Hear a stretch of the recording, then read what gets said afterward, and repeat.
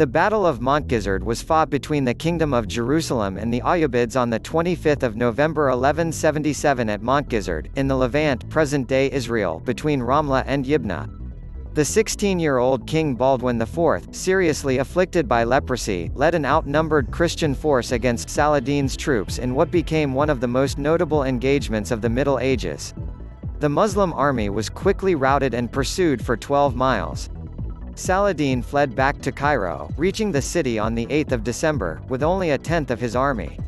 Muslim historians considered Saladin's defeat to be so severe that it was only redeemed by his victory 10 years later at the Battle of Hattin in 1187, although Saladin defeated Baldwin in the Battle of Montgisard in 1179, only to be defeated by Baldwin again at the Battle of Belvoir Castle in 1182.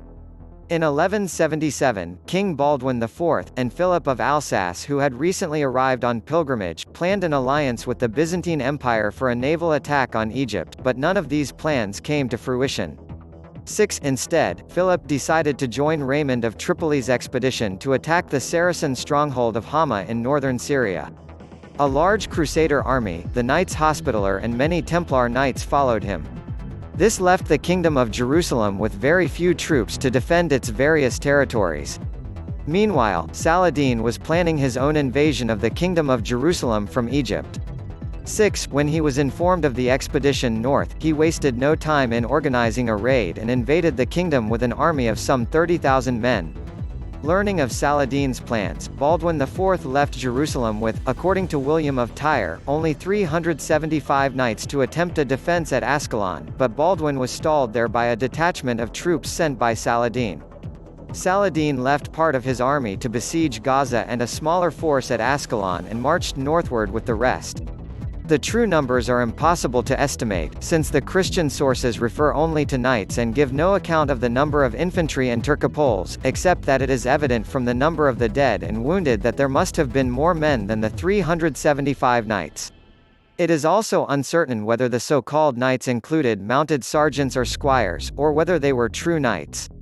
One contemporary chronicler gave a strength of 7,000 for the Latin army, while another contemporary estimate of 20,000 was probably a textual corruption of 10,000.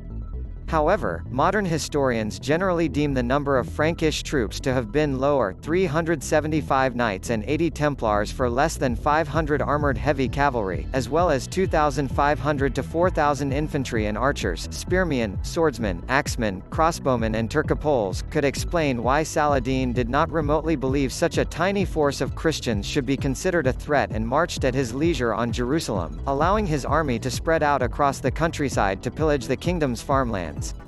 Just as uncertain are the numbers of their opponents. An 1181 review listed Saladin's Mamluk forces at 6,976 ghulams and 1,553 karagulams.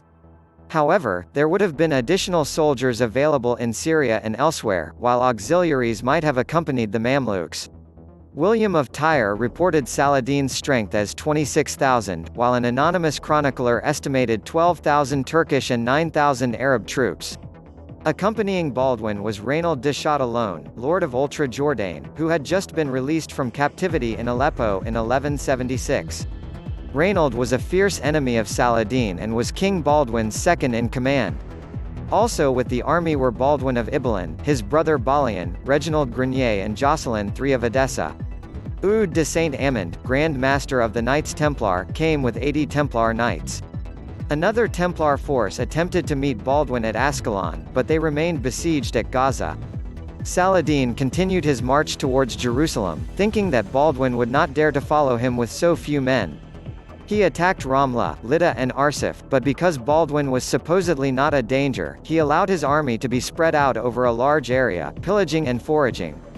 However, unknown to Saladin, the forces he had left to subdue the king had been insufficient and now both Baldwin and the Templars were marching to intercept him before he reached Jerusalem. The Christians, led by the king, pursued the Muslims along the coast, finally catching their enemies at Montgisard, near Ramla. The location is disputed, as Ramla was a large region that included the town under the same name. Malcolm Barber equates Montgisard with the mound of Al-Safiya. Saladin's chronicler Imad ad-Din al-Isfahani refers to the battle taking place by the mound of Al-Safiya, potentially modern Tel Es-Safi, near the village of Menahem, not far from Ashkelon, and within the contemporary Ramla province. Al-Safiya means white, and, indeed, the Es-Safi hill is white with the foundations of a Crusader castle recently found at the top, called Blanchegard. Ibn al-Athir, one of the Arab chroniclers, mentions that Saladin intended to lay siege to a Crusader castle in the area. But Saladin's baggage train had been apparently mired. There is a small stream north of Tel Es-Safi bordering farmland that in November might have been plowed up and muddy enough to hinder the passage of the baggage train. The Egyptian chroniclers agree that the baggage had been delayed at a river crossing. Saladin was taken totally by surprise. His army was in disarray, part had been held up by the mired baggage train while another part of his force had scattered into raiding parties across the countryside. The horses were tired from the long march. Some men had to hurry to collect their weapons from the baggage train. Saladin's army, in a state of panic, scrambled to make battle lines against the enemy. King Baldwin ordered the relic of the True Cross to be raised in front of the troops. The king, whose teenage body was already ravaged by aggressive leprosy, was helped from his horse and dropped to his knees before the cross. He prayed to God for victory and rose to his feet to cheers from his men, who were moved by what they had just witnessed. The Jerusalem army attacked the hurriedly arranged Muslims, inflicting heavy casualties. The king, fighting with bandaged hands to cover his sores, was in the thick of the fighting. Egyptian effective command was under Saladin's nephew Taqi ad-Din. Taqi ad-Din apparently attacked while Saladin was putting his Mamluk guard together. Taqi's son Ahmad died in the early fighting. Saladin's men were quickly overwhelmed. Saladin himself only avoided capture by escaping, as Ralph de Diceto claims, on a racing camel.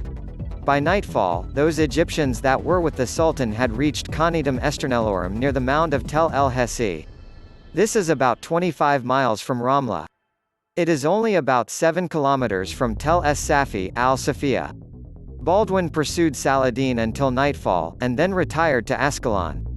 Deluged by 10 days of heavy rains and suffering the loss of roughly 90% of his army, including his personal bodyguard of Mamluks, Saladin fled back to Egypt, harassed by Bedouin along the way. Only 1/10 of his army made it back to Egypt with him. Thank you for watching. If you like this video, please subscribe to our channel.